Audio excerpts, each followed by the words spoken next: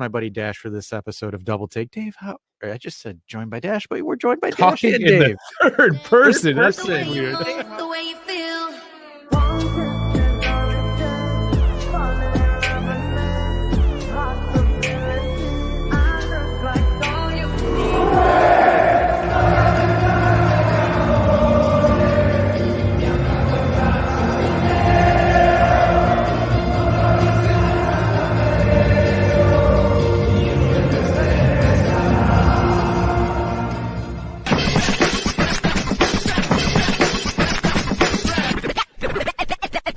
All right, everyone, welcome to this week's Tinfoil Hat Show, not podcast, just to make sure people don't fucking lose their lids on us and think we're copywriting something. It is Tinfoil Hat Show. The podcast is just called Tinfoil Podcast anyway. Yeah, it's totally different. And guys, it's not a ripoff. We're covering footy stuff, not actual stuff.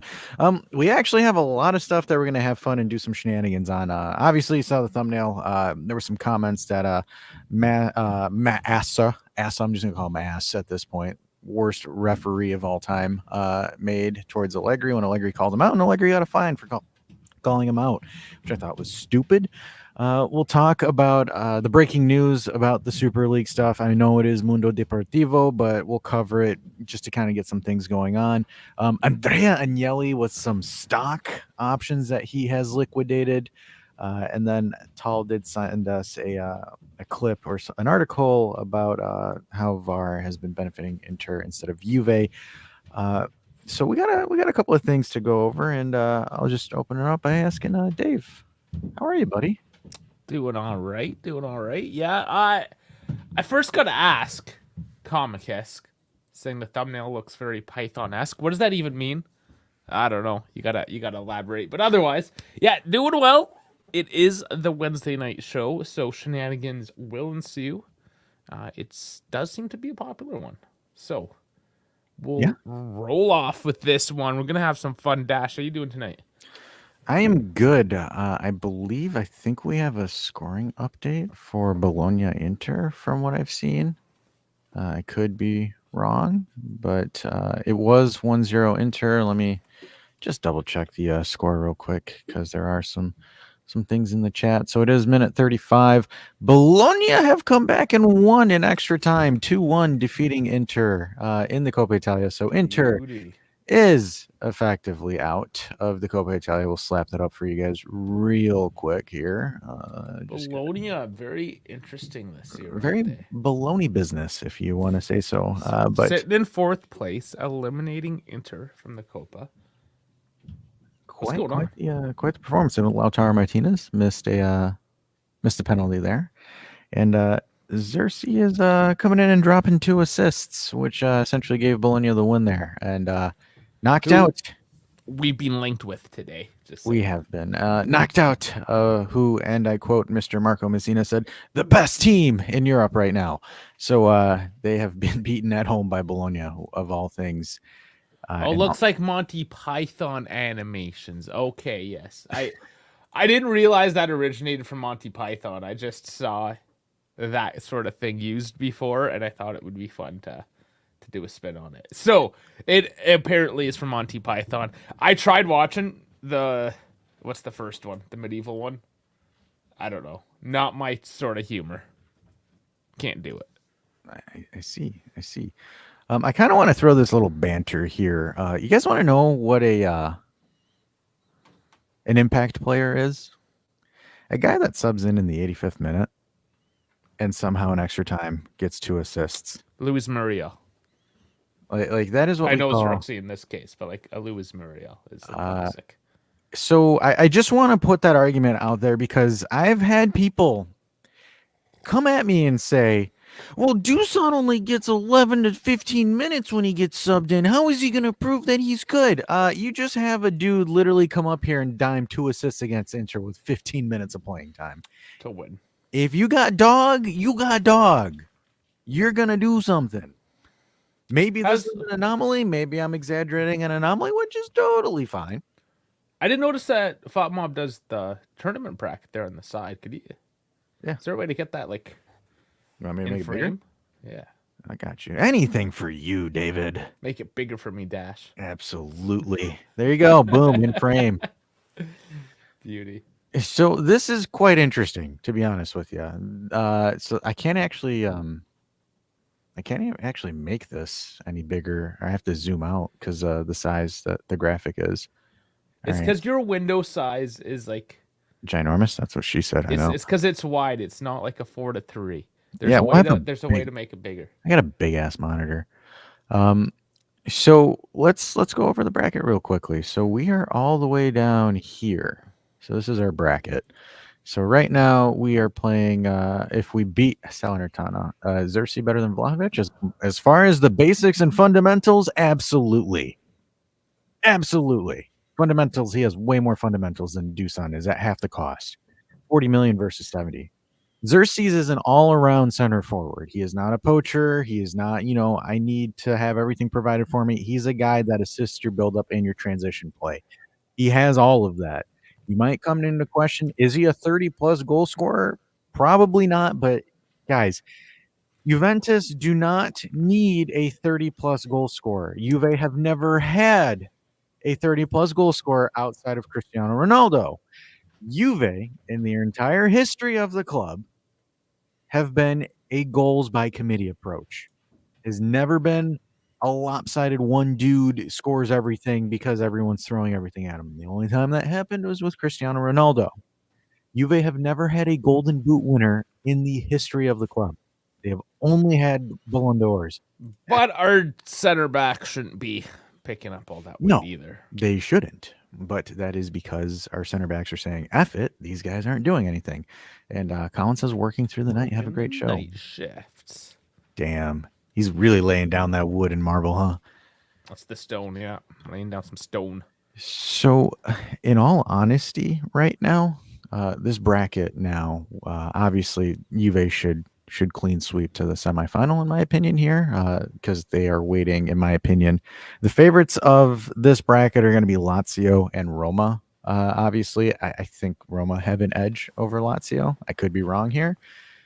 So, Who knows? barring anything crazy, it should be Juve Roma on this bracket.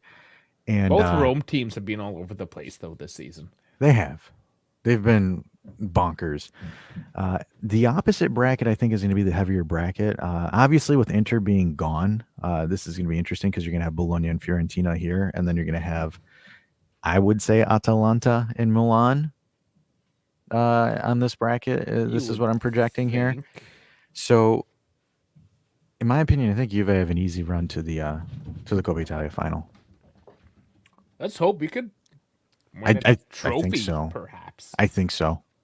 Good. Now that you've essentially taken, and I quote, the team that can beat Manchester City out, they lost. Yeah, he's just throwing. I got to throw my jabs in. So now that they're effectively out of the Copa, it opens up some possibilities here. I think Juve just have to get past Roma because I don't expect Sarri's balls to get past Roma. If they do, here's the thing, though. If they do, I'd be happy with it because Lazio's a joke. When you have to win a game, like there's no you get a tie.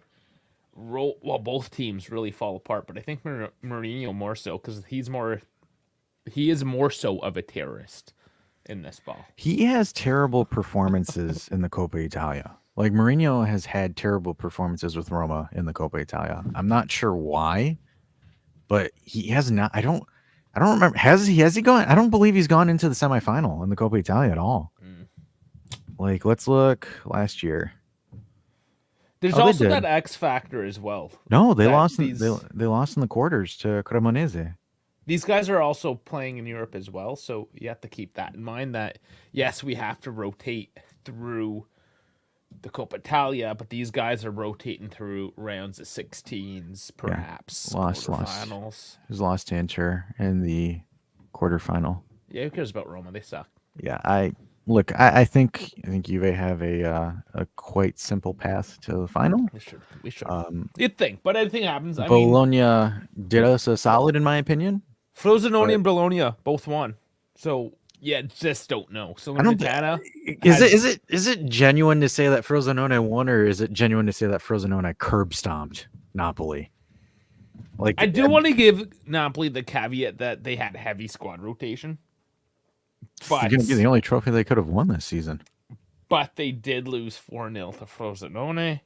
Uh, it's a bad luck either way, but anything could happen. That's the thing. Look, I'm just saying that's the only trophy that Napoli would have had a shot to win, and Dave accidentally just kicked himself out of the stream. Don't you guys love it when he does that? It's absolutely hysterical. But I think looking at how things are going, and hey, there's a thing called don't hit the back button. No, that's just Google being. Yeah. It's because you've been saying so many crazy shit. Google's been censoring you for shits and giggles at this Fuck point. you, Google. Oh, that's funny. So I think that pretty much wraps up our little quick opener on the Coppa Italia. But I do want to talk. And if you haven't liked and subscribed, do that before Dash continues on, because continue. I have to get that in, because then it's going to be half an hour into the show and be like, guys, did you remember? Did you remember to like and subscribe? Did you remember? So do it now, please. And Dash, continue. All right. So big news that's been coming out in the past hour or so. And guys, I know it's Mundo Deportivo. Like, I'm not like, but we've known this news was cut. Like, we knew about this. She's coming. I'm going to come. All right. So this is from Center Goals, their Twitter page. Obviously, it's all over the fucking place. So you can just pick whatever tweet you want. So, guys, it's not me throwing bias or anything like that. It's just the first thing that was on my feed. And I'm like, all right, cool. Bookmark. So right now, breaking news. Tomorrow, it will be decided that UEFA does not have a monopoly on organizing football competitions by the European Court of Justice. That means after tomorrow, the Super League can legally be created. And in follow-up to that as well, I believe Real Madrid and Barcelona are suing for the sum of $1 billion each, so a $2 billion lawsuit. I don't know if they'll win that or if that's anything like that, but ironically...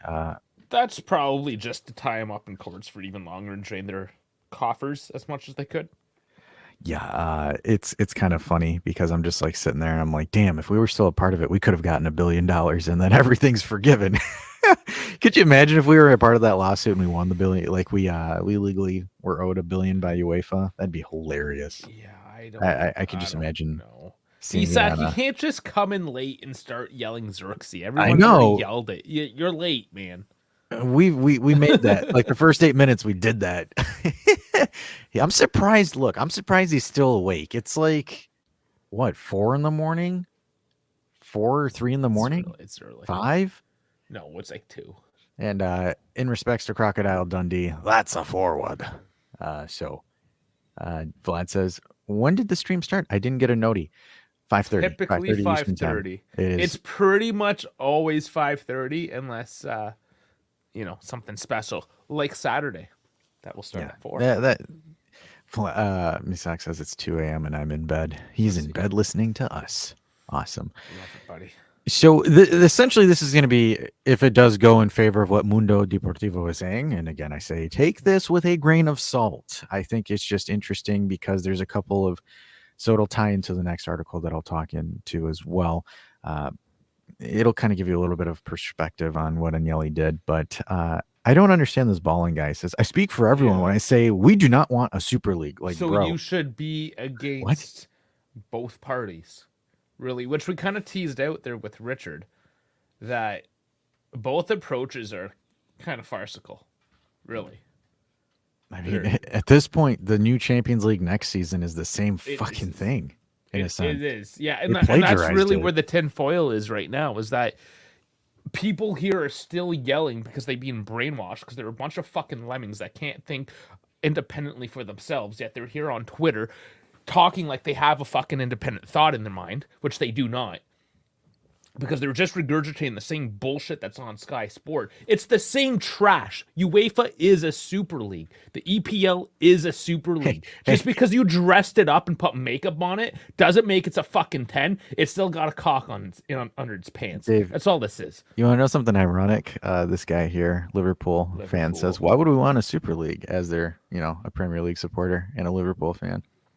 I just find it ironic. You're a fucking lemming that can't. Oh, look at this guy. So Balling. Yeah, Balling's is an Arsenal fan. Oh, look at that. Yeah. Is it just like whenever there's like Premier or Super League news, all the I believe CFC Chris is a Chelsea supporter as well. So it's like, you ever look at this? Like, all of these folks are Premier League guys. It's just hilarious. And then Vlad says, I'm also in bed, Dash, drinking cinnamon tea. I love cinnamon. That's interesting. I've never had Oh, cinnamon tea man. before. I didn't even know it was a thing. So look, Sheffrin got it. At the end of the day, regardless of what the ruling is, Eliad says, guys, I'm on Christmas vacation, so don't give a damn about being late in the nice. Happy holidays. I will be on vacation starting tomorrow afternoon. So nice. I'm almost there. Guys. We'll have some fun content with you guys during the holidays, especially Festivus. We have a pretty solid cast. And that's what's behind me right now, by the way, guys. It's That a stripper is the pole. Festivus pole. The stripper You pole. guys are so sacrilege. It's not a. I know. That's funny because Dave posted it on Discord and everyone was telling everyone, he's like, why does Dave have a stripper pole behind you? You guys clearly are uncultured swine. You don't know. He will clench his Jesus Christ, cheeks guys. for super chats. He will spin on the pole using his butt cheeks if you guys super chat him. But really though, guys, regardless of what the ruling is or what happens after, Sheffrin got what he wanted. He essentially plagiarized the idea and launched it as his own. They won. It sucks. Mm-hmm. They might lose, $1 or $2 billion, but they don't really give a shit. He's That's like chump Thomas change. Edison and the light bulb. Didn't invent it. Nikola Takes Tesla. all the credit. Took it from Nikola Tesla. Well, even then, Tesla.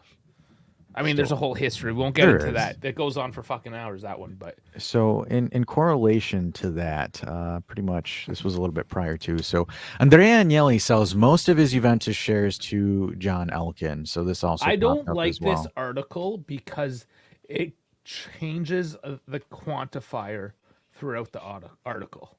Does it? So the headline is most of the shares. Then in the article itself, it has a different quantifier, and then it goes back to an even larger quantifier at the end. So go through it. Let's go through it. We'll see what the viewers say. This is my first time reading it because again, I like to give a genuine first reaction and not pre-game. I actually just read it before it got posted. F you, Dave. It just is what it is. I saw it myself. Cook teasing. All right, so kicking this off, Andrea Agnelli reportedly sold some of his shares to John Elkin, indicating a shift of his involvement and suggest a reduced interest in matters related to Juventus and the Agnelli family. Agnelli, former president, faced challenges during his tenure, with the club experiencing financial difficulties partially attributed to attempts to achieve success on a budget, compounded by the impact of the COVID-19 pandemic. And the aftermath of Agnelli's leadership, Juventus is working hard to rectify the financial issues left by his board. The new executives have faced challenges in generating funds for transfers. Reports say that Agnelli sold a significant portion of his shares to his cousin Elkin, but retains approximately 3%. The report emphasizes that Agnelli has no immediate plans to divest entirely from the family business. So that's what I'm saying. It says a significant amount, but retains 3%. How much did he have in the first place? What is significant? What is most of it? Like, that's what I'm saying. It's using a very just. I don't think. Well, technically, it's publicly traded, so we could actually research it. Right? Yeah, and that's what I'm saying, right? Like, there's no hard numbers in this. I remember the Agnellis had what 50-something%, and then Exor had the rest. See if I can look this up. Because that's what I'm curious to see. But I kind of want to illustrate this so folks understand this, right? Because Juve's not poor, but they're also not rich. Why? And I will explain that to you. I'll give you a little bit of a crash course on it. So, fuck it. Let me get the whiteboard out. Oh boy. Get the tactical board, but instead it's a whiteboard. You and your boards. Damn it, I don't. Let me see if I have like an actual like online whiteboard app. But obviously, again, guys, if you want to do more discussion, join the Discord and all that fun jazz. But online sketchboard, there we go. We found one. Best online. Oh wait, do I have to? No, make a free whiteboard. Oh, it wants me to make an account. What the hell? Oh, this. Oh man, Juve. Okay, it is UVFC. One football is just rehash. Just what do you call that? Syndicating. They syndicate the article and just reuse it. Probably. That's usually what like most stuff do. Yeah. So this article is just coming from UVFC, which. All right. So we're going to have some fun here. I got a board. All right. So we got Exor, and I am using a mouse, not my hand, so this E looks absolutely atrocious. So you have Exor, which is a holding company. So Exor, maybe I should just do lines, shapes. There we go. So Exor breaks apart to multiple subsidiaries.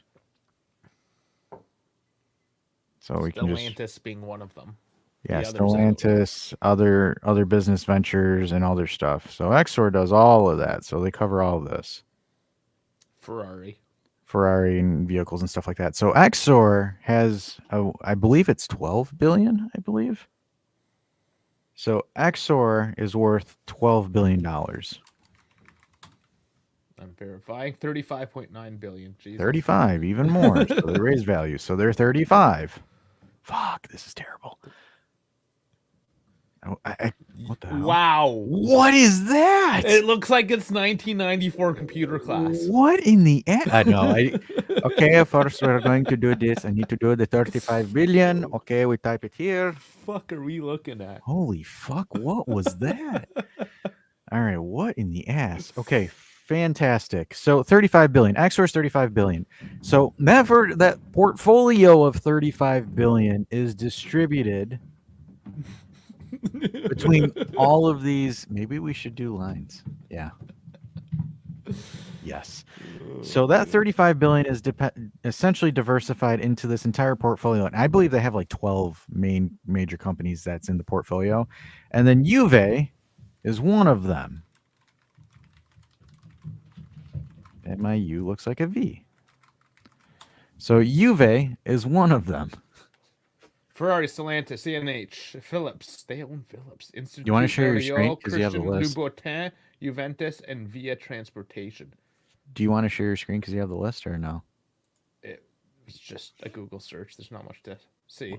Well, but 1, yeah, 2, 3, 4, 5, 6, 7, 8 main companies. So 8 main companies. So in theory, if you were to, let's say they all have an equal portfolio, like an equal amount of investment or revenue that they generate. So you do 35 billion divided by 8. So it's about 4.3, essentially. However, the big thing with Exor and Juve, Exor's relationship with Juve is be self-sustainable. The only time that we will give you money is if you are in a shit show, which they currently are every fucking year. So they've roughly invested 700 million just to balance the books.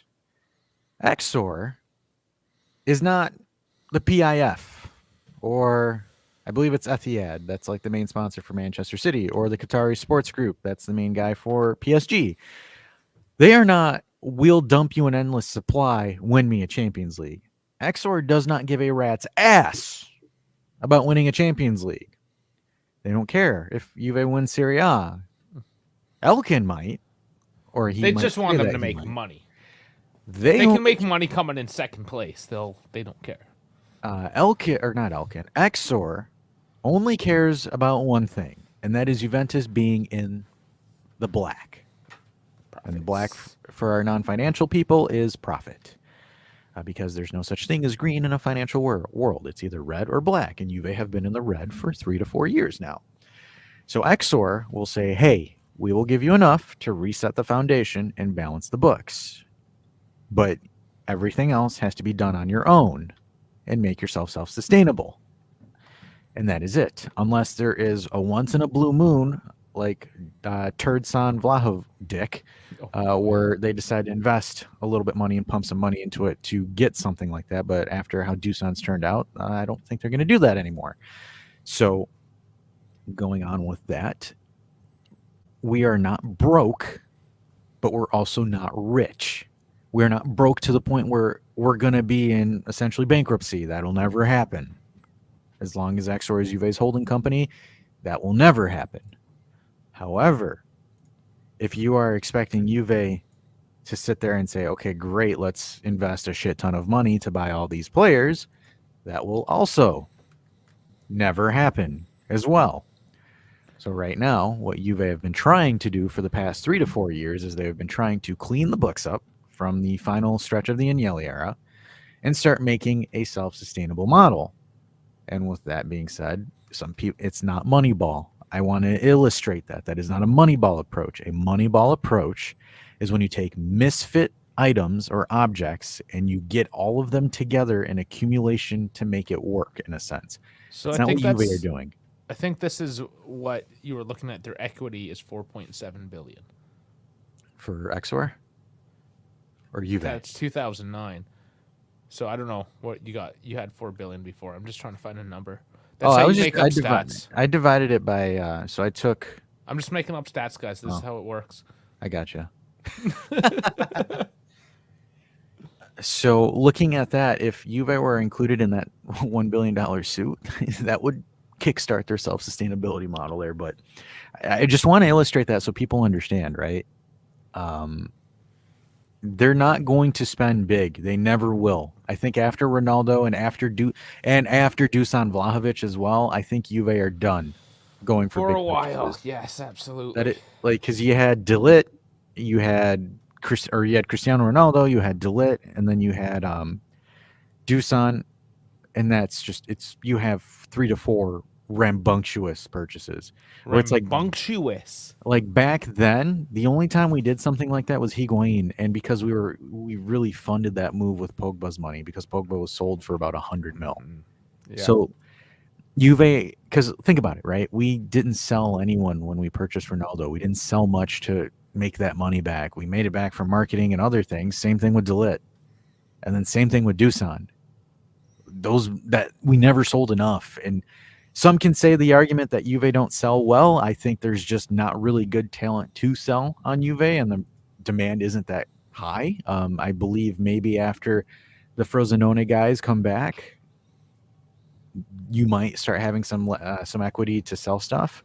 So there is a possibility there. So And there's already talks about that anyways. It's a little tentative. Sule perhaps Yildiz on the market.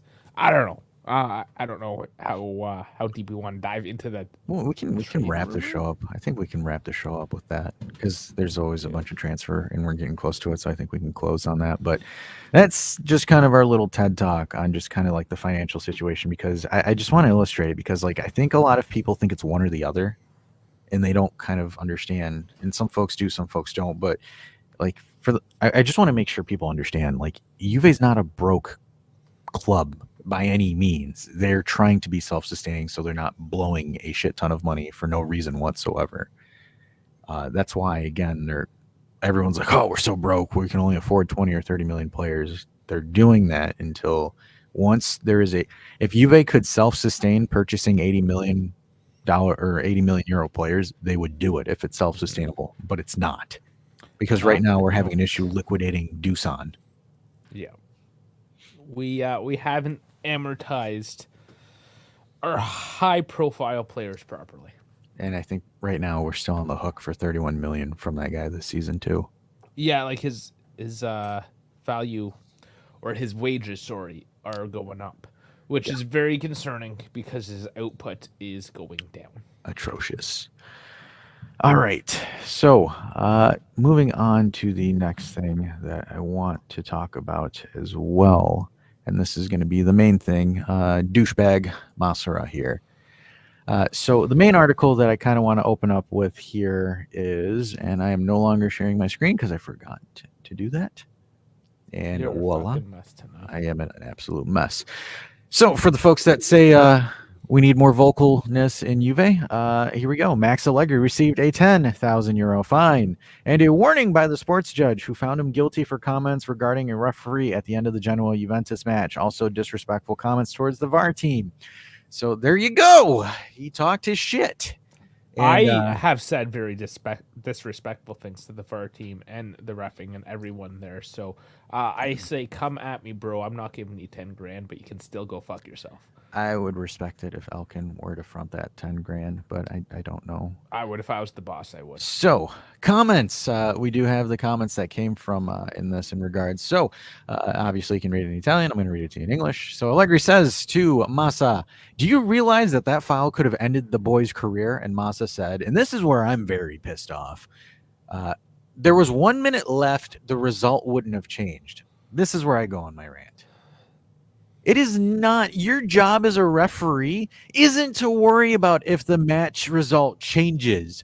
Your job is to ensure integrity and player safety. Integrity of the game and player safety. Once again, this guy needs to be fired just because This guy should not be reffing another Serie A match for comments like that.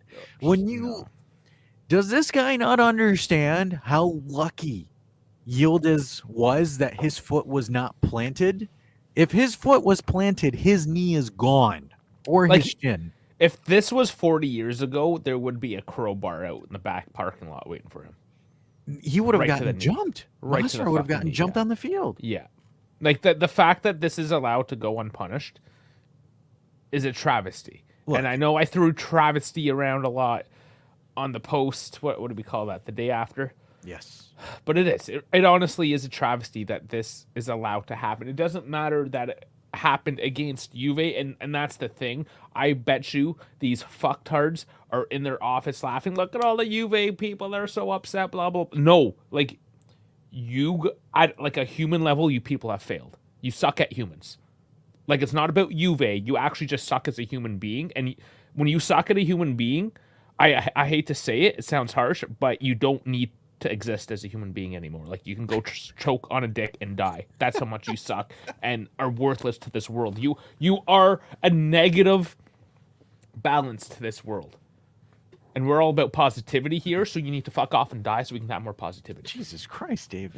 No, they probably should. Look, I'm not going to be the guy that sits there and just, victimizes and, oh, there's agenda out for us and yada yada. I personally, look, I don't care. We'll find a way to overcome it. It's gross misconduct of your job. My issue is the disregard for player safety. That is my main gripe. I understand that's a penalty by Bonnie. That's a red card by Malinowski. I understand those. I get those. For me, it's part of the game. Stupid calls like that happen. That's my thing. Oh, put Massa's ankle in a vice and see if he makes that call. No, I'm not kidding you. These are the motherfuckers that talk big shit, and as soon as they're on their knees, they're the ones fucking crying, asking for their mother. Fuck him. He's a piece of shit. All right. My gripe is the comment. Oh, it was a minute left in the game. And that's how you know he's a piece of shit. That establishes bad precedents. And a bad human being. Now you'll have other referees that'll sit there and be like, oh, shit, maybe, okay, all right. This is where I get irritated. Dude, the result is secondary. Your job is there to make sure that none of the players get hurt.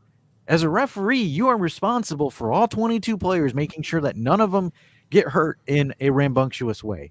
Malinowski's his tackle was rambunctious. You weren't going to stop Yildiz. When you go studs up like that, that is a clear, dangerous play.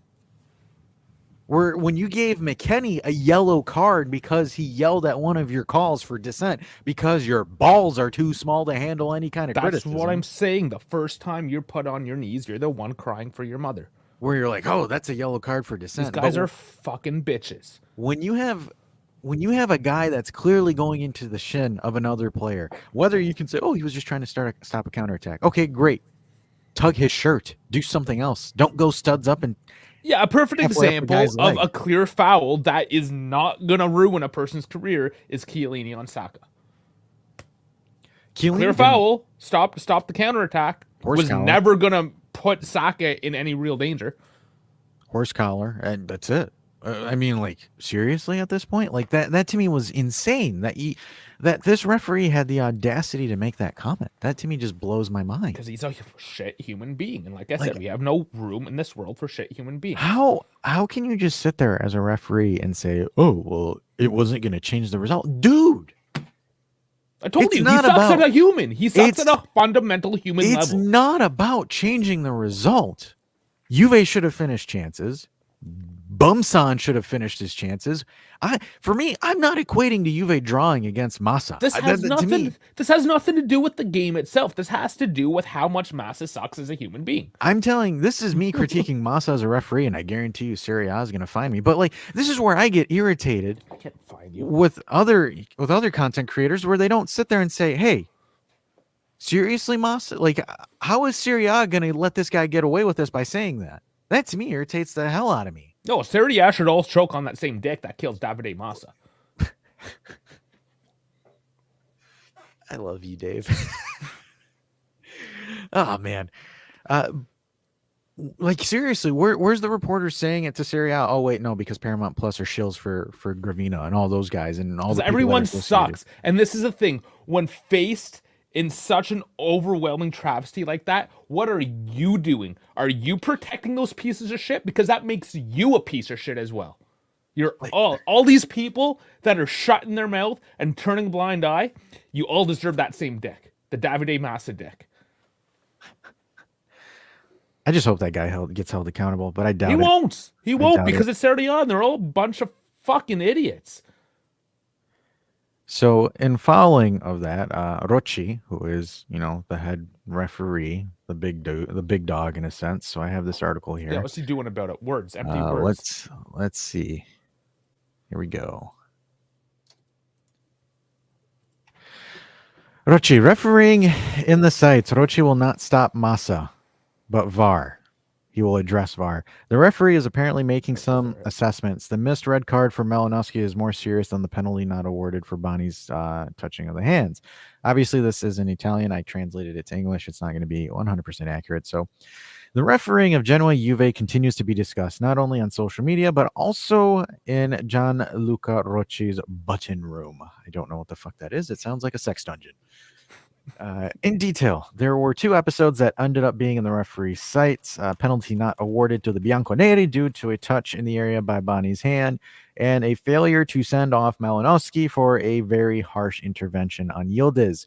Situations which, according to La Gazzetta dello Sport, would have triggered some considerations on the direction of the race and next moves. More on VAR Fabri than on referee Massa. So apparently the VAR guy's in trouble, which I understand, because what the fuck's that guy doing? Is he on Tinder? Is he on Bumble? What the fuck's he doing? Is he swiping right? And that's what I'm saying. It's not just Davide Massa. He's the one leading. He's the head ref. Ultimately, he takes responsibility, so he gets the biggest dick to choke on. But, and I think that's what they mean by the button room is the VAR room. I guess. That, like, everyone sucks here. There should be mass layoffs at Serie A. Instead, they're protecting them, because they all have their own personal agenda. And yes, that's where the tinfoil hat part comes in. But let's be honest, they probably do all have their own personal agenda, which means they are unfit for the job because they can't take a wholesome, unbiased approach to what they're supposed to do. The referees, no matter what biases, their number one job is to put aside their differences and do their job in utmost neutrality. Instead, they have gone the other direction, which means, once again, they suck at their job, which means they should have mass layoffs. Just what Reagan, like Reagan when he fired all the air traffic controllers in the 70s. He's like, fuck you guys, you all suck, you're fired. The whole goddamn country. That's what I want to see in Serie A. You all should be fired. But no, Gravina's in charge, which is sucking off the cock of fucking Chefrin there in his Super League that he's creating tomorrow. So fuck him and fuck them all. You okay? I'm good. All right. Well, and I'm pretty sure Napoli fans can attest to Massa being an absolute stooge for their game against Inter as well. Look, I'm not going to sit here and victimize ourselves and say, oh my gosh, they want to do this. They want to let Inter win the league and blah, blah, blah, blah, blah. And that will get covered in the next article. Don't worry, guys. We got smoke for that as well. And but the Premier League and La Liga is full of trash as well, Vlad. Like they just hide it better. The Prem refs are atrocious. It's bad. La Liga's full of just. I still remember the Tottenham Liverpool game where the VAR referee's like, wait, we need to check offsides, and then or offside, and then the actual head ref on the pitch started the match, and the VAR ref's like, what are you doing? Why'd you start it? He's like, oh shit. That was his response. Oh shit, when they released the audio. So it's refereeing at this point. This is the issue with VAR. It has caused a lapse of concentration on officials. Because remember back then, it's giving them an out. They're probably still paying attention. Well, it's the same thing. It's the same thing with the NFL. Someone said it. He's like, oh, referees are too afraid to call games and they want to lean on, reviews or instant that. Now there's a lapse in concentration, a lapse in referee. Guys, Italy used to have the best referees in the world. What the hell happened? Like, what the hell happened Well, at this point? they suck everywhere, though. Everywhere is horrible. Like, I don't know. Like that to me is weird. But continuing here, however, the situation, so certainly punishable by penalty, but not 100% clear, despite the defender increasing the volume of the figure. His fucking hand changed the trajectory. What you mean? And then the next one, however, the situation regarding the harsh intervention at the end of the match by Malinowski, the mistake of Massa Fabri couple is more serious, very close to the action. Yeah, and we showed you the image. Massa was right fucking next to him. Like right next to him. Did not properly evaluate Malinowski. Hammer-footed entry that only gave the player a yellow card, but also the intervention was also misinterpreted at the VAR room by Fabri, who instead Why should are have you called the adding referee to the video. syllable? You've added syllables to multiple words today. Trying to read it as fast as I can. Review to the tackle given that it jeopardizes the safety of the young Juventus player. Look, this is what I was bitching about. Safety. That's my big thing, was safety. Oversights that marked the match, and which will probably have repercussions, not so much on Massa, but on Fabri, apparently. On nobody, apparently. So I guess nobody's going to get in trouble. So Nobody. fan freaking tastic. They all suck. They all suck. I'm upset. Dave Because it's saying, gross misconduct. nah, you lying. Germany had the best refs of all time, and they've become... Oh, come on. No. Ever since Germany pulled that screw job with Barcelona and PSG, I've lost respect for German refs. That ridiculous remontada that Barcelona had, that it was a German ref that gave like some of the stupidest calls in my... I don't know about that one. I love you, David, but I don't know about that one, Chief. Listen, this is what I got to say to all the refs out there. If nobody knows your name, you're fucking amazing. You're doing your job right. Everyone else, Unless the ball... Davide fucking Massa, you're the one I apparently know your name more than others. That means you're doing the worst fucking job. That's how this works. Big So, facts. transfer rumors? No, so I'm going to tie it into this other article. This was sent to us by Tall, talking about we the got VAR another. room. So it's a follow through, right? So we'll go into this next. So the main article here, Zazzaroni and Biazin brawl at the pressing, VAR introduced also to stop Juve. So they're saying that VAR was used to stop Juve from getting BS calls. Yes, Davide as well. Yes. So the pressing studio comes alive talking about VAR and Juventus. Ivan Zazzaroni and Fabrizio Biazin don't let them know, and the confrontation becomes heated. It all starts with the director of Correo dello Sport. It said that Juve has always had refereeing favors. And guys, again, this is translated from Italian to English, so it's not the cleanest translation. But curiously, since VAR was also introduced to stop Juve. That's how you know Della Sport's a shit newspaper. Let's remember. So FIFA introduces this technology. FIFA introduces it to stop Juve. Those gosh darn bianconeri, man.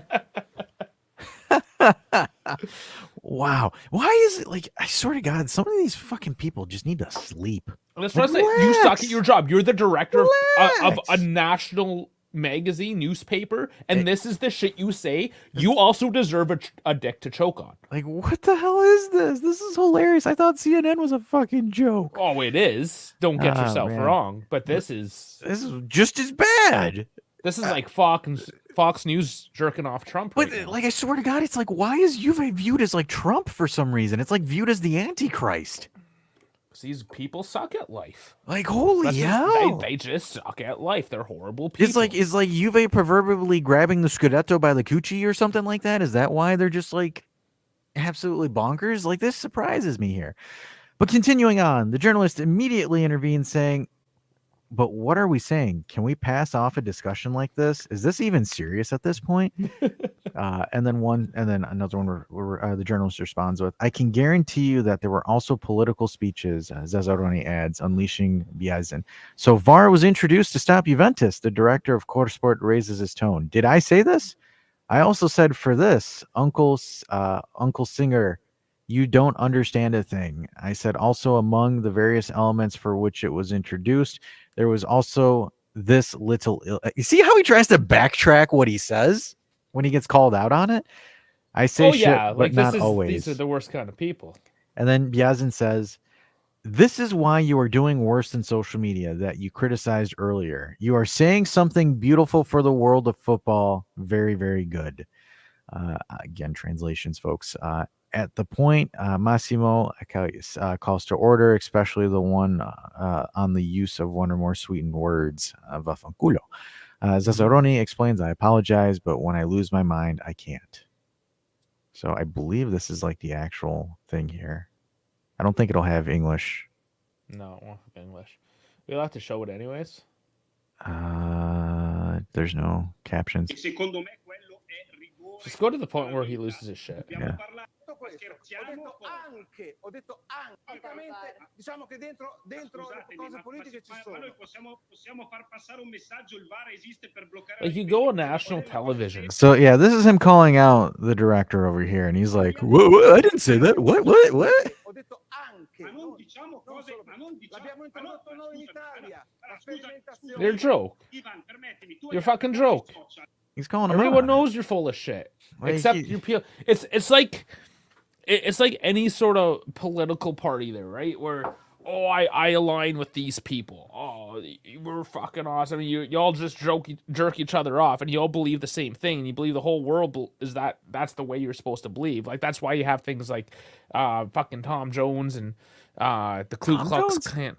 Alex Jones. Who's Tom Jones? Is he a football player or some shit? You have all these people that just. I'm making people up. I'm just making characters. But you know what I'm saying, right? You just have these lemmings that follow. Dave, you kind of went a little bit off cuff there. I don't know who Tom Jones is, but basically all I'm saying is that you end up believing your own bullshit, and that's what it is. This guy believes his own bullshit. He spends more time fucking putting his comb through his fluffy ass hair. For an old guy, he's got nice hair. He does have nice hair. Maybe you should watch some fucking football.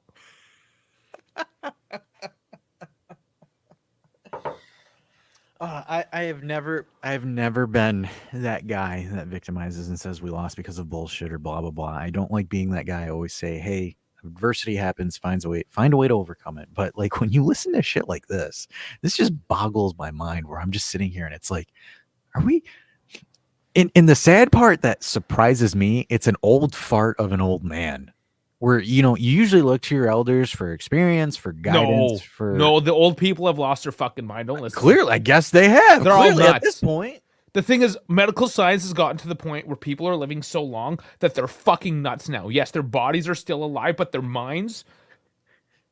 Don't listen to them, man. Seems like they're taking enough prescriptions do it. to give themselves a self-lobotomy at this point. Man, old people, like, once you start hitting 70s, 80s, no, your head's not there anymore, man. Gosh, this is off the Tom cuff, Jones. man. Let's look at fucking Tom Jones. He's got to be a guy. Tom Jones. Tom Jones, the musician. Dude. Dave just absolutely laced a musician. He's without a even Welsh. realizing. He's a Welsh singer. Okay, I'm putting it up on YouTube. Let's see what I get.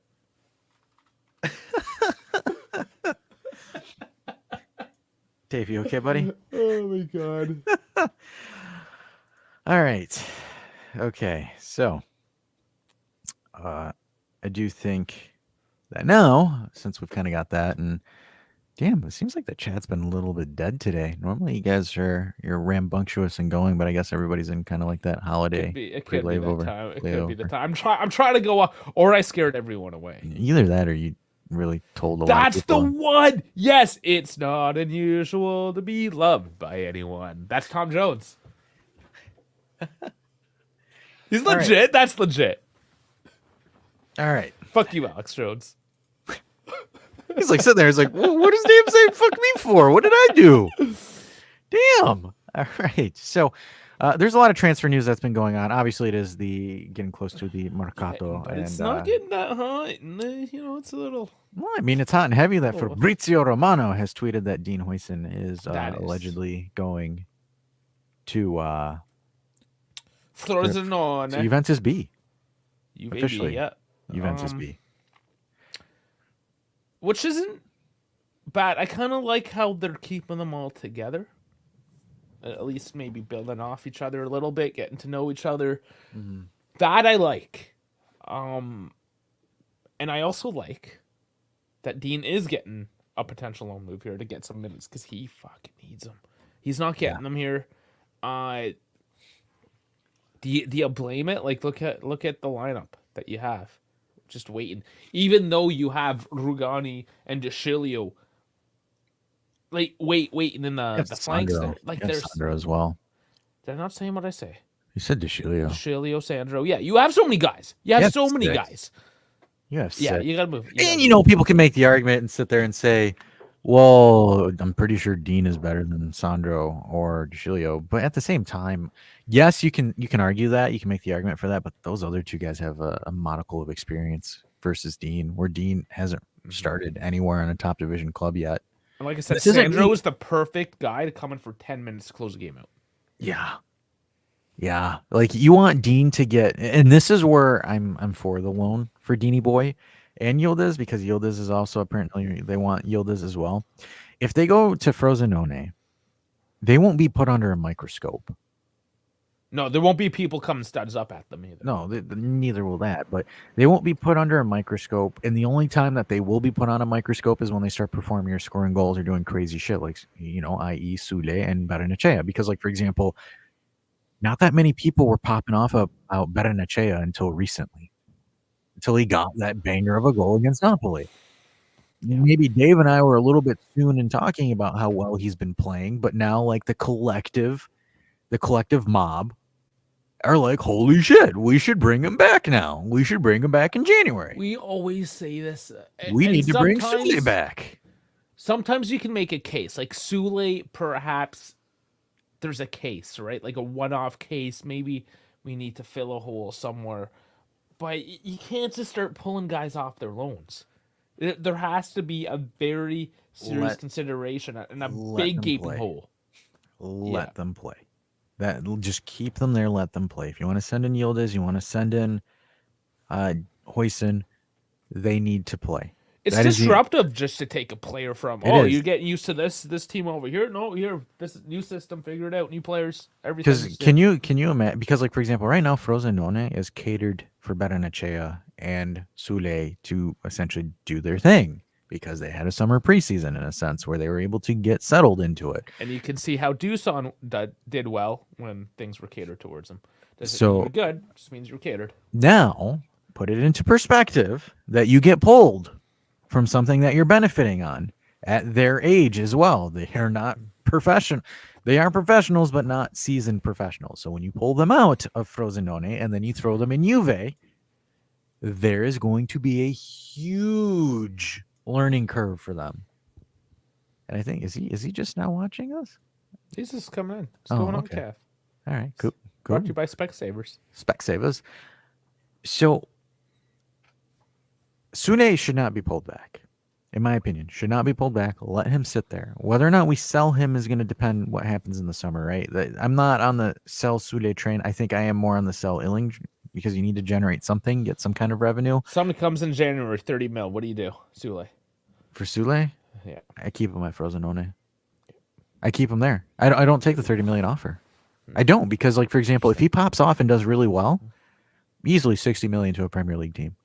Easily.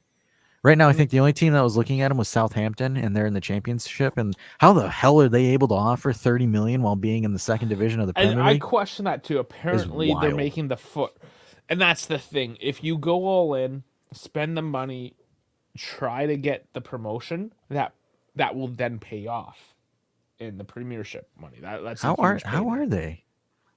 Let's look it up. Like, I pay attention to the EFL. I know. Like, we all watch that. All right, they are in fourth. Tied. Okay, third, fourth, tied. So third, fourth, tied. So that means they're not even in the guaranteed promotion. They're in the playoffs with Leeds.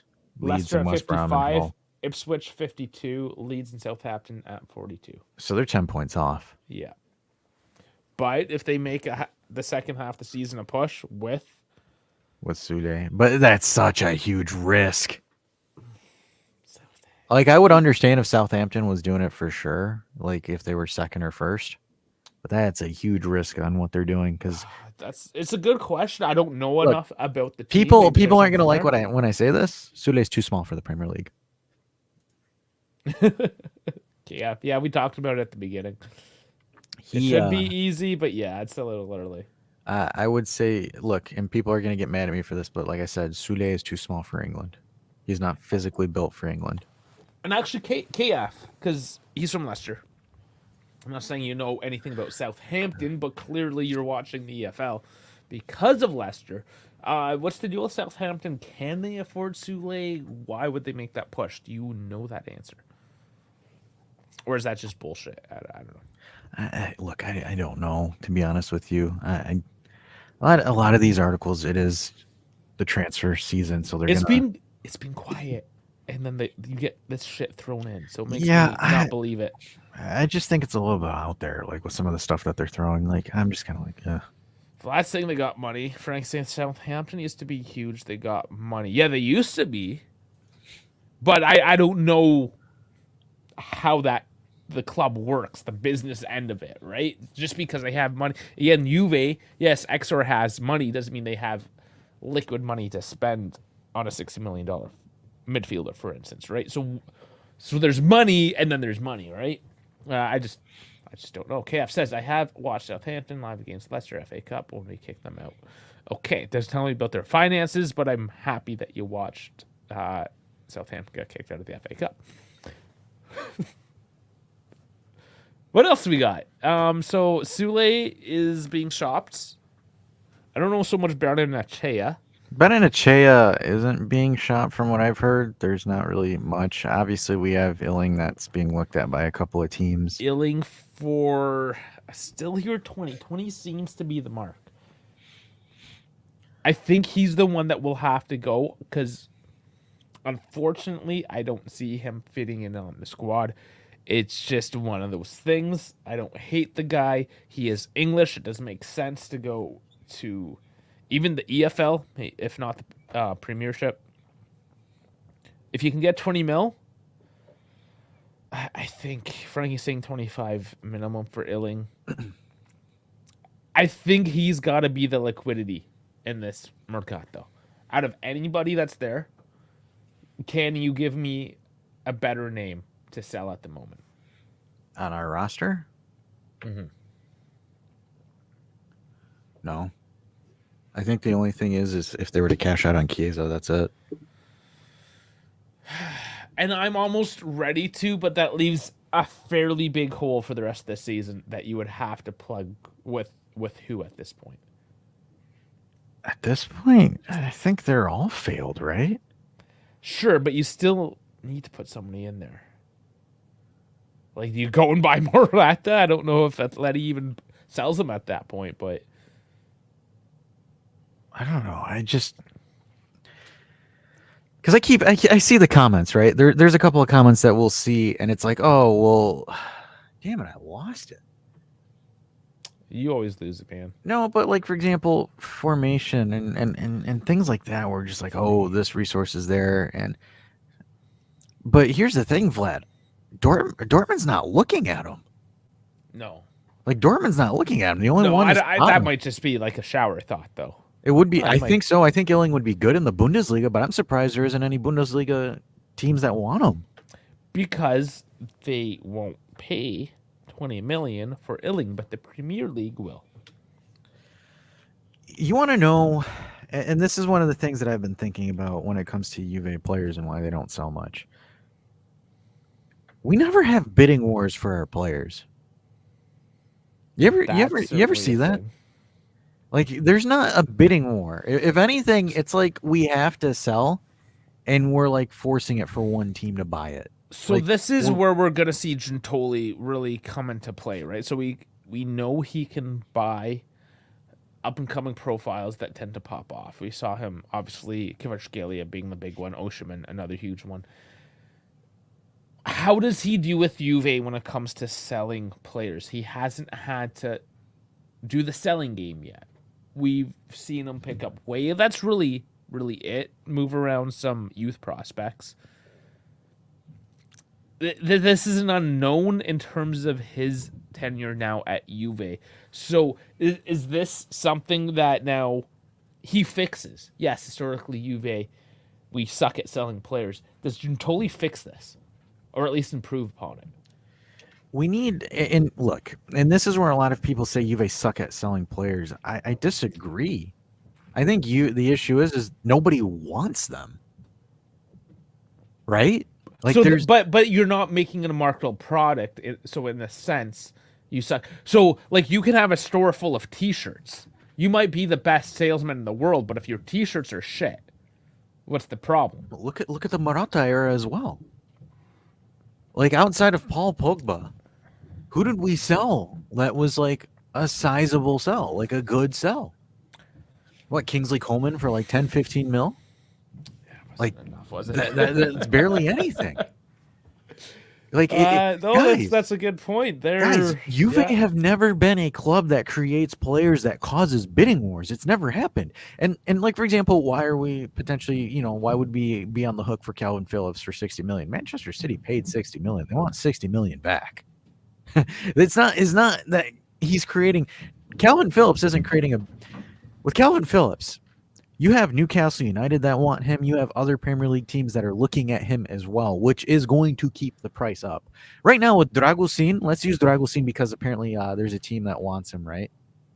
Is there? He says there's I'm going to look that up. I'm going to double check. I haven't seen that. What's the source? Either. If you can put that in the Discord. Maybe. Yeah, slap me the link in the Discord, Vlad, and we'll throw it on the stream right now.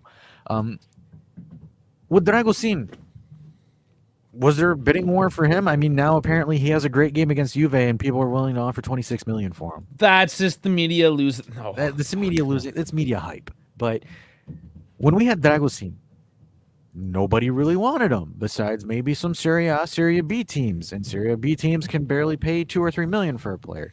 Nobody wanted him. And in my opinion, is he going to start over certain players? No. Sorry. We allegedly sold Pjanic for 70. Allegedly. Oh yeah, and then we got docked 10 points. So I know. Thanks, Pjanic. David says German teams don't throw out their money. Dortmund got more holes in their squad than Swiss cheese, but look at their midfielders and defenders rather than their wingers. But going back to that, right?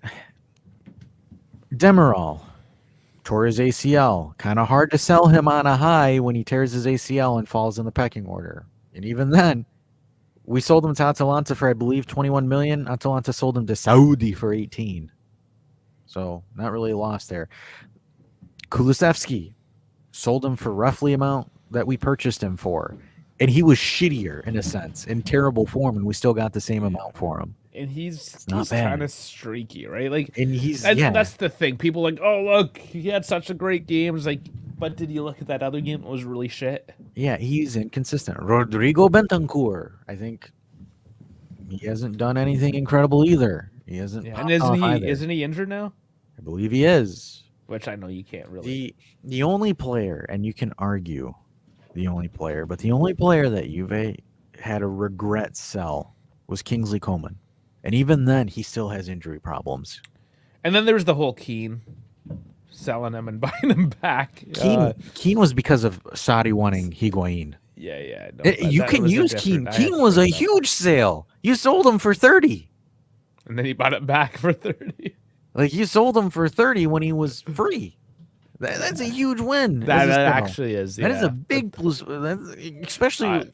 I'm more so buying him back. So essentially, guys, Allegri has sold. If you compare to all the previous coaches that Juventus has had, and this is going to piss a lot of people off, Allegri has actually got more from player sales than any other coach. If you want to count Pjanic, but that's a different story. But like, for example, he sold Pogba. He was the coach when Pogba got sold for 100+ mil. He was he was essentially, technically he wasn't, but it was in transition with Saudi where Keane got sold because he was the one that gave Keane his break. So an Allegri player got sold for a plus Valenza of 30 million, though people are going to sit there and lose their mind over it.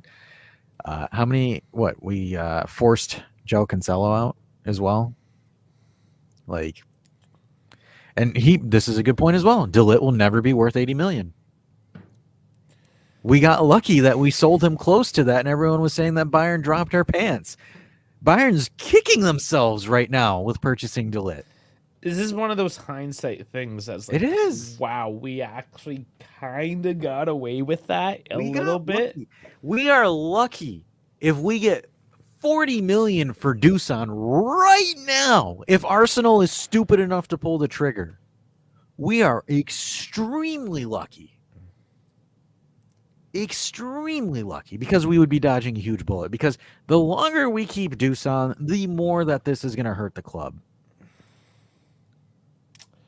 Yeah, it's one of those things. Business, again, Exor doesn't care how you balance the books, how you make money. Just make it.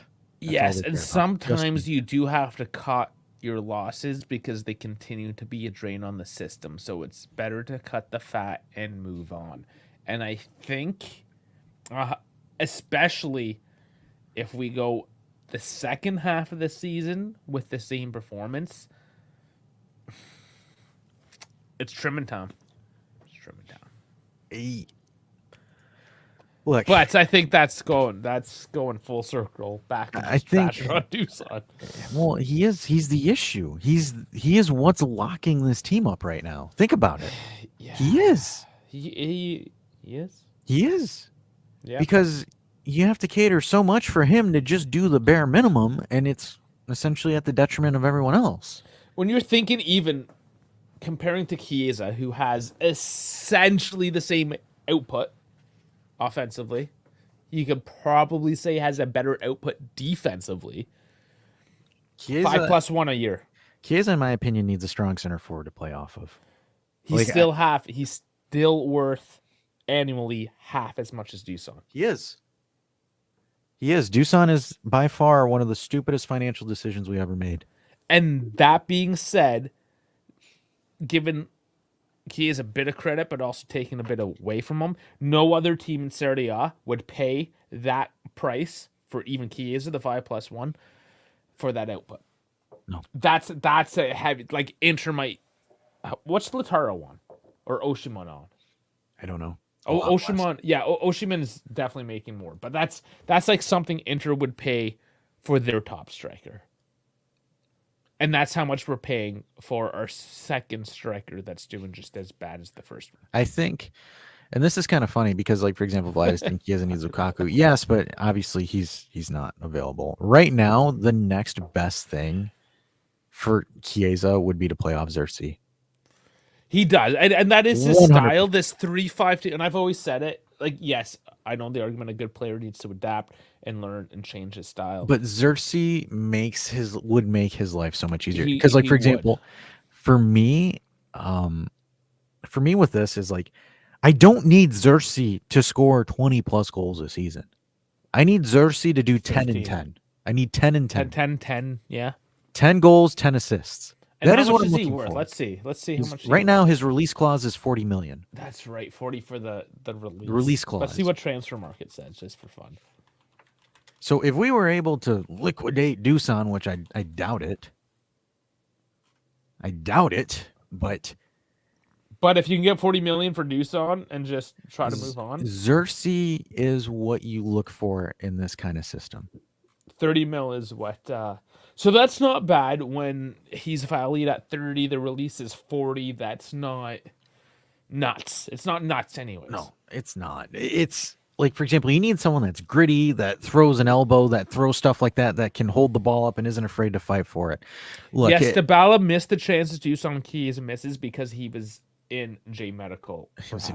But look, though, think about it, though. Let's be honest here. When Dybala's not injured, when he's playing with Lukaku, they look very good because Lukaku can supplement Dybala. Like, it's the truth. And Dave saying Xerxes good, but a diva though. You need a diva as a Okay. you need an Yes. aggressive diva. Dutch players are always. But is that divas, not though. Dusan? Is that not Dusan? Dusan's a bitch. There's a diva and there's being a bitch. There's a fine line, but yes, okay, there is a difference. Like, it's a huge difference. And then the best player to play off key at this point, fuck it, why not? It may actually not be the worst. I don't think that's the best pairing, but it may actually just be dynamic enough to work. It could, right? It's possible. I'll be going back. What Xerxes. We're going back to Xerxes. Xerxes.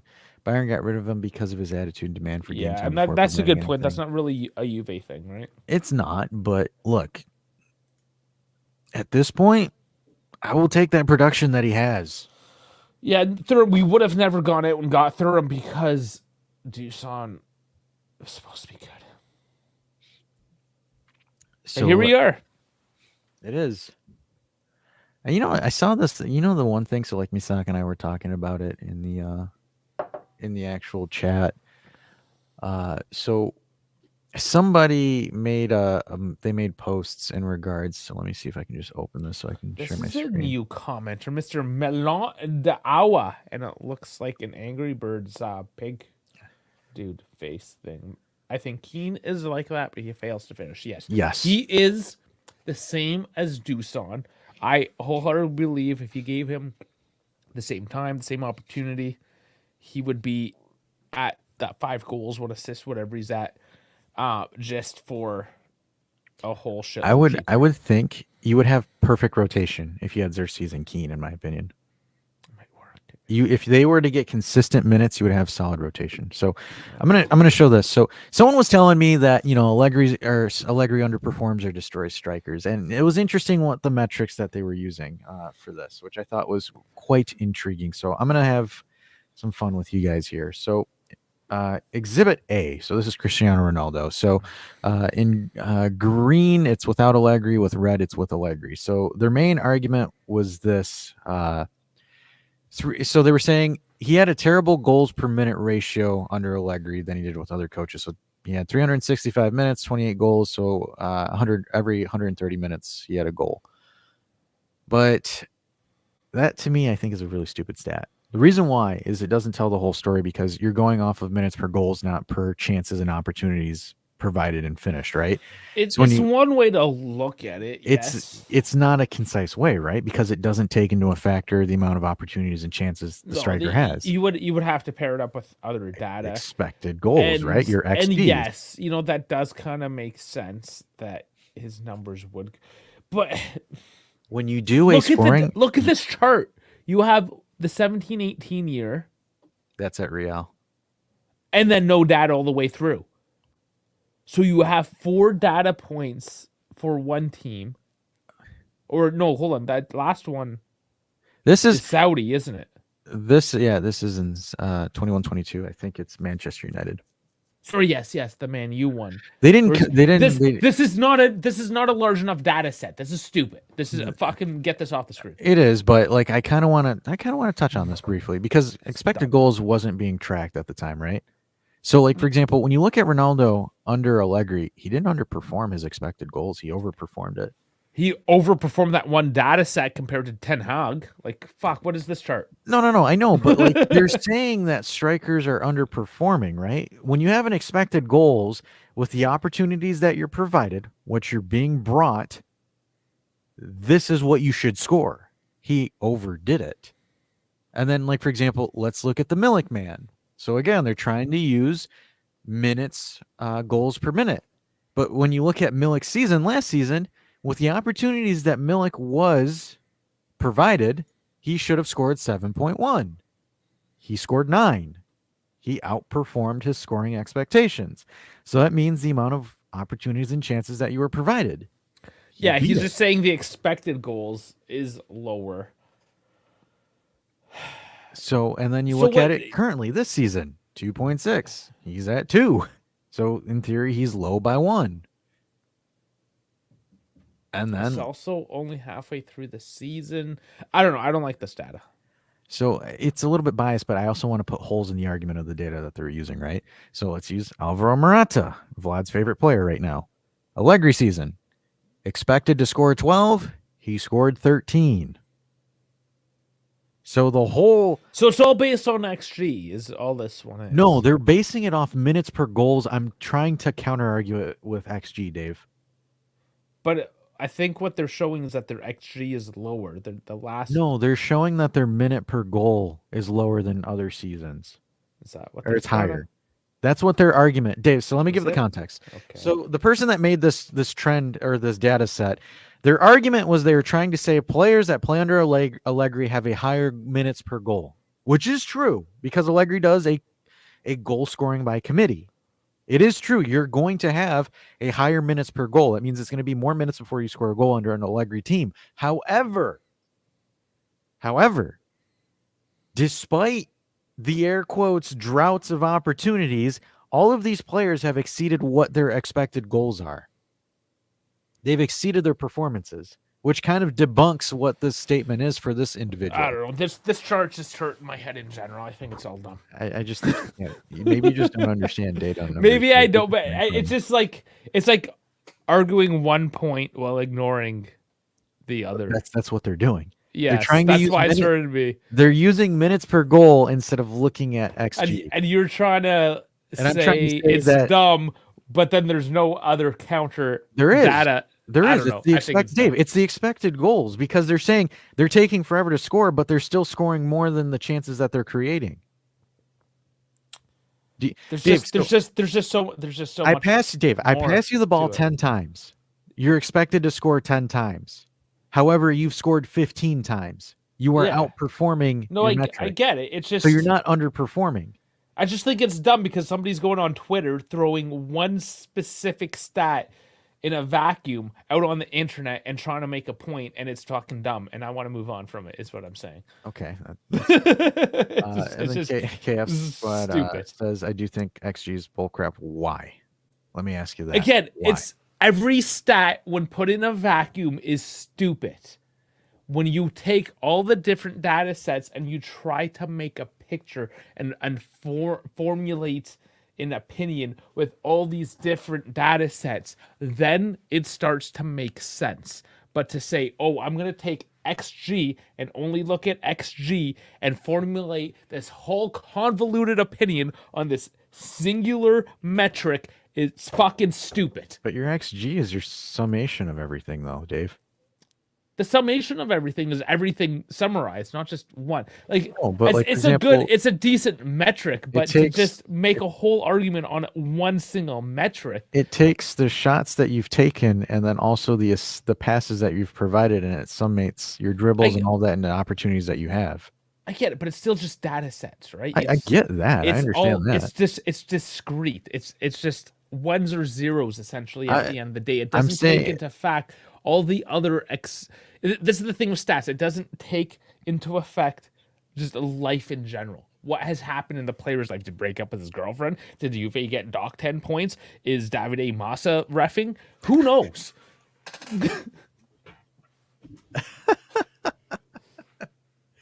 But it says XG is trash. The ball is round. The grass is unpredictable. You can't predict what's going to happen. It's a tool. It's just a tool. It's a tool to summarize performance. It's a tool to summarize performance and production. So, Mike, I'm arguing because this person was trying to say, oh, they have high minutes per goals. I'm saying, well, they're still outperforming their metric. So their argument has no basis. This is what I have an issue when you're taking one stat and disregarding the other stat to paint a narrative. Yes, that's what I'm saying. You just gotta have everything. You gotta create a picture. You're painting a picture. It's like if you paint a picture with only one color, do you see the clouds and the sky and the grass and the trees? No. They're looking at this like, for example, they're looking at when you're looking at it for problem statement. Dusan or Trashovich is garbage, right? Then you're looking at it, okay, so let's figure out why. Okay, this number's off, that number's off, that number's off, that number's off. That's why he's garbage, because you have a summation of different stats and numbers. That's kind of the idea. You don't want to say, oh, minutes per play, that means Allegri's destroyed the striker. It's not that per se. Vlad says, XG is so bad, especially against Allegri. It sums the low-scoring shots and makes it out to be something huge. Frankie's Frankie comments says, the best. shit, I'm trying to blow out your back. He understands. He's like, guys, shut up. These fucking numbers. You're going back and forth, yelling about XG. Just have some fun. That's what Frankie's at. He's trying to blow your back. He ain't talking about that. Yeah, he's having fun doing it. He's trying to get your back. Frankie, I'll let you have my back any day. Don't you have like finals or something to be studying for? No, he finished. I thought he finished. You done? Frankie, you done? Talk about the newly engaged. Chiesa and Rugani got engaged this past Yeah, week. sorry to everybody that loves Rugani's now fiance. Rugani's fiance is off the market, even though he knocked her up and proposed to her at a Yeah, nightclub. everyone thought. What an absolute mad lad! Even in Italy, they have babies out of wedlock. I told you guys. I told you, Daniele Rugani is the definition of a mad lad. He is a fuck boy. He's like proposing to her and then looking around like, fuck. He's sitting there. He's like, are any of my exes around here seeing this? Frankie says yesterday was his last exam. He's on break. Congrats. Awesome. I love it. Colin is working late tonight, so I don't know if we're doing teams. Yeah, I don't think so. I think they're going to probably wait Clubs. tomorrow, Friday, because we'll they get still got clubs going. playoffs. Yeah. Let's do that. Speaking of which, guys, if you haven't been in the Discord yet, scan this barcode up here in the top left, or you can go in there down in the description and get that link. The Discord is where all the shenanigans happen. On top of shenanigans is more shenanigans. In the form of the FC24 teams. I'm going to share my screen because I feel like a lot of people don't really understand. Doing another ad for Discord. Yeah. So here, I'll get the comment out of the way. Dave, just make sure you cover your nudes, though. Ooh, sorry, no, that's the private one. I won't show the private. So yeah, this is just the channel where I post all the YouTube videos, obviously, but I mean, in general, look, everyone's going at it. So Wednesday, where we get all our ideas for the tinfoil hat show, comes from this very specific. See, oh look, that looks familiar. See, you guys dictate the Wednesday night show. Pro clubs, of course. This is where we organize the FC24 pro clubs, or just clubs now. So it's everything. We got our pets, we got our dogs. You know, Colin making his marble dog dishes. Just everything. Alex Jones or Tom. I'm gonna have to make a Tom Jones one now, won't I? No, I think you're good. We're good. Don't worry. Anyways, it's where we hang out after the show, just always and forever, and banter. It's great, guys. Join in.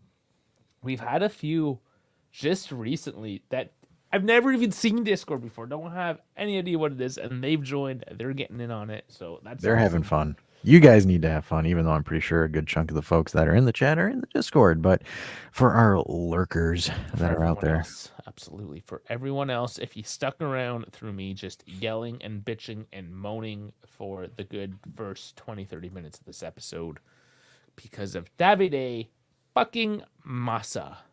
That's the only person Dave hates, and Dave's Canadian. Canadians don't hate people. Oh, I hate a few people. They're all named Davide. I hate myself. Remember? Okay, here's a little funny tidbit. So, remember when we were doing stuff with BZ back in the day? Yeah. And I still have it. Like, I have a Twitter account that still says Dog Daddy Davide. I remember they were using that as like a catchphrase where they're like, "Hey, what's up, guys? We got Dog Daddy Davide on stream." No, they didn't use the Dog Daddy part. I just thought because I like alliteration, Dog Daddy Davide, right? So they kept on calling me Davide. And I'm like, guys, it's just like an internet thing, right? Like you can call me Dave, it's fine. Like, because nobody in real life calls me Davide. Like my mother has before, and she'd be like, Davide, come on, andiamo, you know, when she's getting Italian and mad at me. But nobody calls me that. But he insisted, like he could like figure out that my name was just Dave, and he continued to call me Davide. That's just one of those weird little things from. I remember you were like telling me it's just Dave, and I was like, it's just Dave, man. Oh, okay. I'm Canadian. Like nobody uses nobody says You're things being in way Italian too here. Too extra. Yeah, it was funny, but there you go. Off the books, we can make it happen. What are you talking about? I think he's talking about you going after Massa. Oh, fuck it. If I see him in the streets. Dave's giving him that cock. From Love Island. You are too young to be... I'm too young to watch Love Island. Who? Seriously? That Who shit watches that? Old. That shit... No, they rebooted it. It's on Netflix. Oh, fuck. Okay, that's why. Man, that's like people that still watch Big Brother. That's still a thing. That to me, like just... Yeah, that guy, Big Brother UK, that guy, the graphic artist dude. They got a big, yeah, they got a Big Brother Albanian. That should be popping apparently, because all the Albanians be watching it. Big Brother. I'm like, I don't know. I'm not that invested into it. And since we're at the end here and we're just bantering, so remember, sorry, you probably don't remember if you haven't actually listened to it. Did you listen to Sam Adamo's The Bordello, his last episode that just released? You want to talk about it? I haven't. To be honest with you, I've not gotten a chance to listen to it yet. Okay. Well, Spoil he makes fun. He's got a couple of Irish lady and Irishman. Oh boy. It's brought up. He makes fun of Albanians a little bit. It's just brought up. And He always does. But they're just like, oh, the Irish. I didn't realize the Irish were so like apologetic. They're like, oh, you can't make fun of the Albanians. I'm like, You can't. No, you can't, because it's straight beef. no, I know, but like at the same time, I'm pretty sure, just like you and me, like if there's an accord there, like it's okay. They understand humor. It's Oh, they- no. Go on. You're telling me Albanians don't understand humor? No, guys, like, you're looking at me. KB says I need better lighting. I want a little bit more dark and intimate. Damn, you guys want me to fucking brighten this shit up there? Yeah, you're like, There you go, more lighting. I made it brighter. Fantastic. No, listen. I Look, bet, and I don't know tons of Albanians. I'm just saying, like people from am- around the world, they understand a joke from like legitimate. if you insult.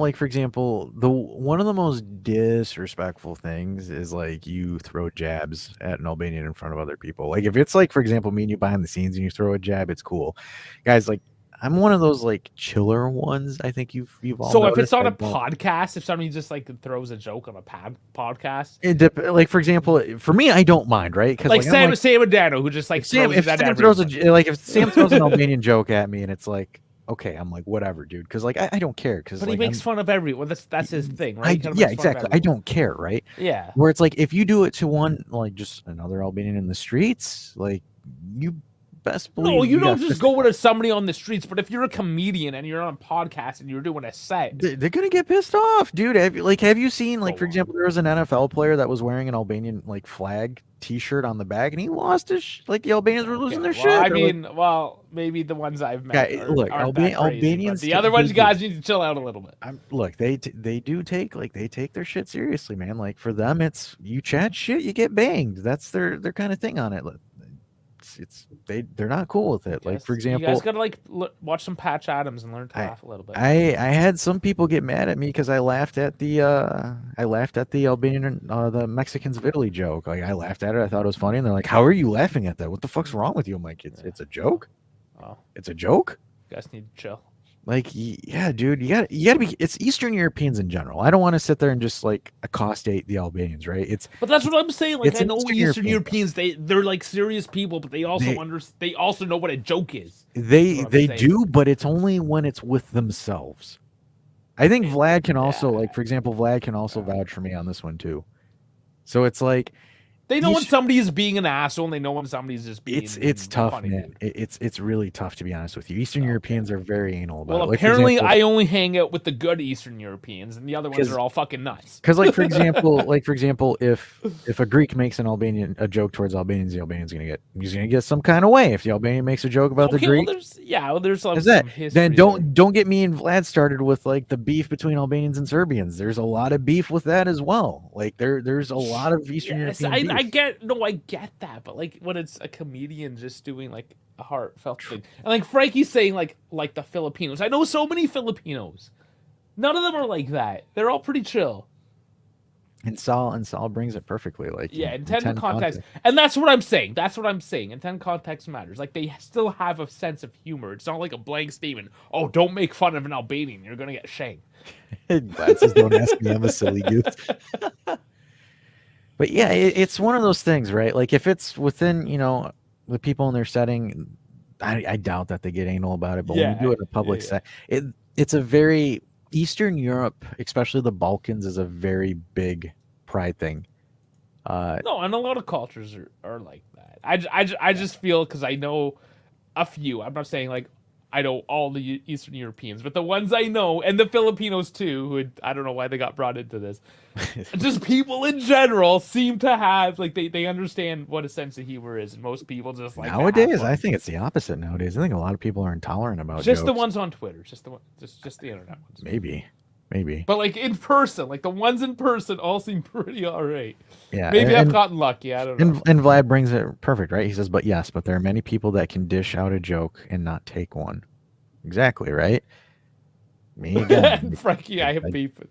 I have beef with only certain places where I live. So I'm just gonna throw Ireland in there now. That's funny. But yeah, I have a connection with Ireland myself through my extended family. Look, I've always had this philosophy when it comes to that stuff. One, dish what you can take out, and two, always make your intent clear, right? Like I'm not gonna like Dave knows I dick around when I sit here and make a joke about Canucks, and I make it sound I make the intent out to you guys as well. Okay, Frankie. Yes, I said now Filipinos that's because funny. they're like the Mexicans of Asia, and how like Dash laughed at this joke. Are they? They kind of are. I Are work with they? a Filipino. Yeah, they have made jokes like that. I did not. Well, there you go. I learned something. I can go home now. They kind of are because they're not as like yellow skin, if you want to use that term. I see. But they're like slightly different Asian looking. They're not good at math. I don't know. They have a lot of Spanish and American influences. They're not like a pure Asian culture. In like if you ask a Chinese person, let's say like a true Eastern Oriental, they'll look at a Filipino as not like a true pure version of Asian in a sense. And I'm speaking about this from a WAP perspective, so please don't roast me on this. No, but there's a lot of like, for example, there's a lot of parallelisms in cultures, right? Like, for example, Albanians and Mexicans. I've grown up with Mexicans, and like, there's so many parallelisms. And then, like, for example, same thing with Albanians and Lebanese folk. There's always similarities with them as well. It's like I think that's one of the interesting things. What makes this whole like world essentially really cool is like there's essentially the same dish, but just a little bit of a different flavor, right? Like, for example, think of it as a pie. Like it's all a fucking pie, right? But then some of them have cherry, some of them have blueberry, some of them have strawberry, and other things like that. They have their own little twist to it, but it's the same fucking pie. So it's like that's one of the things where I always kind of just get intrigued when people just lose their shit over like small things. Like, for example, I thought Sam's joke was fucking hilarious, but there's a lot of folks that won't take too shine. It's like, oh, hey, it's a put down. It's this. It's like, guys, come on, man. It's comedy. Escape your prides and your bullshit and your birthrights for a minute and enjoy yourself. Laugh a little. The best comedy, let's be honest, is the racially oriented stuff. It always is. Yes, sometimes it can be put out of context and go completely out of hand. Like, have you seen Dave Chappelle with Uncle Cletus? Yeah, and there's a perfect example, right? When it's put in that correct context to bring light to a certain like situation, culture, the way the world kind of turns.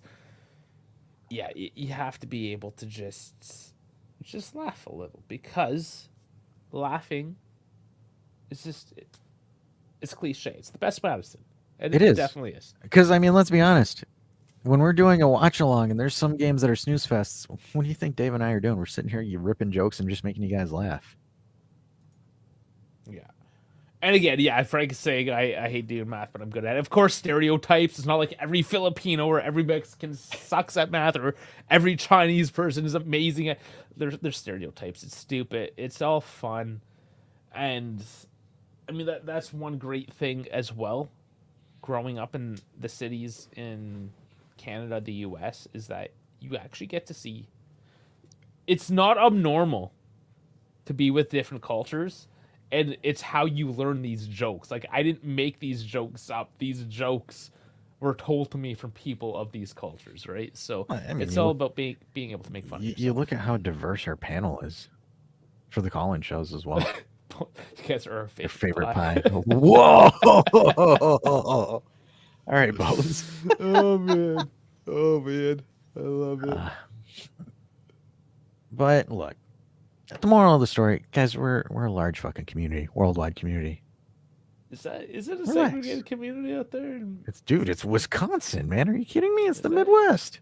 Yeah, but the cities themselves are. Oh, not like actual like this person only here, that person there. It's not like that. There's just profiling and bias. It's bad. Yeah. Okay.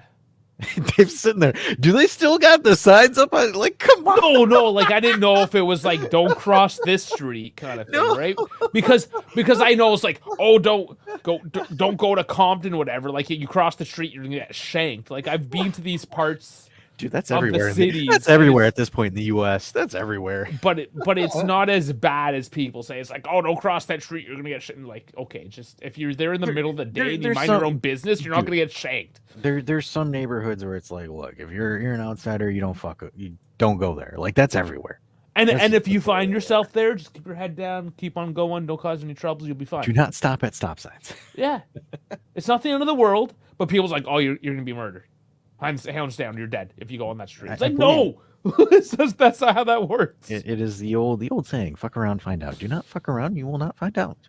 Yeah, just don't bother anyone. Frankie says just certain parts of I mean, it's you always have your communities, right? Like for example, we always had it was like a Polish town in a sub district inside Detroit where it was just all Polacks. You had a Hungarian section. It's always that, and then we have Mexican town in Detroit too. So it's And then Elliot says, How can you hate on guys like Russell Peters? He's hilarious. He is. He was 20 years ago. Now he's. Oh my god, dude! I will always remember the Russell Peters immigrant parent bit. That was his only good bit. And then that he washed was up. incredible for me. That was incredible It was- because he it was was like, good, but he because washed like I could relate because he's like, somebody gonna get hurt today. Like I remember that one where he's like, yeah, my white friend was like, F you, mom, and he like watches at him and he's like, you can do that? And he's like, yeah, watch me do it again. And he goes home and he tells his dad, hey, dad, fuck you. And his dad's like, oh, fuck me. Oh, okay. You've been fuck learning a yeah. good language. Somebody going to get hurt And- real bad. And he's from the part of Canada where I grew up. So there you go. Yeah, right. I'm trying to think of who else was like that. See, for me, it's like, I'm trying to remember. Chris like for me, it was Rock. Chris Rock, Eddie Murphy, Dave Yeah, Eddie Chappelle. Murphy. Like, Those are the big That ones. was my like comedy for me back then. I never thought Daniel Tosh was funny. I thought he was terrible. He has a new podcast actually. Jeff Dunham, I enjoyed Yeah. Jeff Dunham back Yeah, then. I wasn't a huge fan. Oh, of him. the Ahmed shit Walter Ahmed Yeah, used to again, he had break the me. Ahmed shit and then he dried out. Yeah. Yeah, Vincenzo knows. I'm trying. Robin Williams. Yeah, he was good. He's classic. But yeah, it's I don't know. Like for now, it's like you look at certain comedy nowadays, and I'm just kind of. Frankie says, "Man, my comedy was Gabriel. Great." Yeah, he was. What funny, too. about George Lopez? Did anybody like George Lopez as a comedian before he went to Nickelodeon? He was. He was okay. He had his funny things. I never really sat down and watched him though. You know who was a funny one was Eddie Griffin. He's not well known, right? He's not well known, but and then Frankie says, "Nah, George Lopez ain't funny." My Eddie. comedy is Jimmy or Limmy. Griffin. Yeah, I don't know if I watched any of his shit. I enjoyed Eddie Griffin as a comedian. Maybe if I heard him, but no, it's not the time. Now is not the time. He's kind of canceled right now, apparently. Eddie Griffin? Bernie Mac. Oh my god. Yeah, he was classic. He died way too young. Love that guy. Sucks. Yeah, no, he was classic. Could only imagine, right? If he was still around today, he would probably be an icon of the or just canceled completely to fuck. It just absolutely. Bill Burr. Yes and no. He kind of overplayed his hand, I feel. Oh yeah, Sal. Patrice O'Neill. Oh my goodness.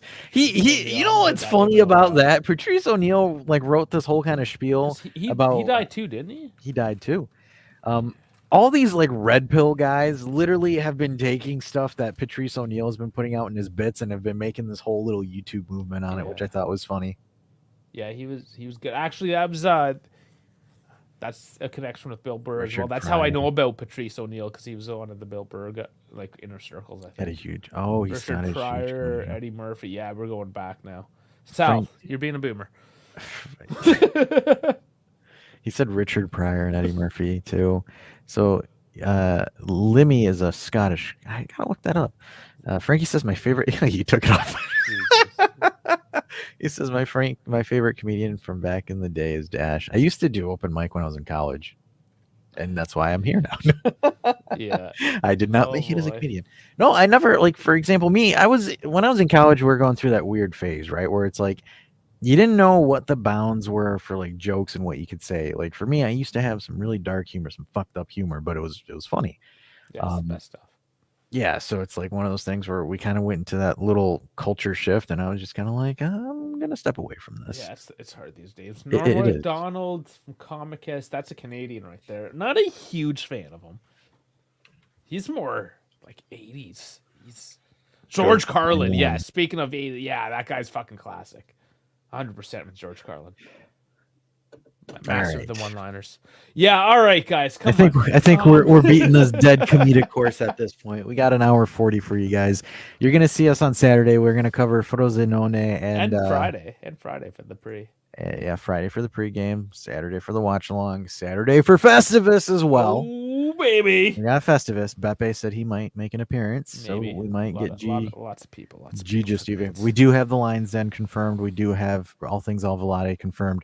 I believe Zach from the pod is going to hop on, and I believe Firehead says he hops on and then he forgets, and then yeah, he's we'll like, see "Oh, my Jonathan bad, guys." Grade. We have a few Grade. maybes. We have a few We maybes, have a few for sure's. We have a solid cast. Frankie's also throwing it out there tomorrow. They will be playing pro clubs, so get up on that too. I have a game that I need to get stretched up and prep for in the next 50 minutes. So, folks, with that being said, we will see you on Friday. And Dave, I did the sign off and you played the music. No. Elliot, Yeah, lots of coffee incoming for you guys. Good luck.